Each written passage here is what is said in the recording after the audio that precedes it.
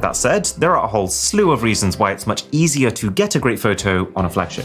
For starters, you'll get a proper hardware focusing system, like the Samsung, for example, has a laser that just helps it lock onto things. So while sometimes when you get into lower light, this phone has to kind of hunt for focus, you don't need to worry here. And actually, all the cameras on flagship phones, they tend to be able to autofocus, which means you can use your ultra-wide camera to double as a macro camera for close-ups, instead of building an entirely separate camera on budget phones just for macro, that will also happen to be much worse quality. The software processing on Samsung is more sophisticated. It understands faces and how to sharpen them, which is especially apparent when you're taking selfies, since that tends to be the focal point. Its portrait mode blur effect is more realistic to my eyes, and the zoom. I mean, Samsung has both a 3x and a 10x zoom lens. Affordable phones nowadays, they tend to have nothing, so they will get obliterated. Oh yeah, and if you ever want to properly expose a less good camera, try video, because video is hard.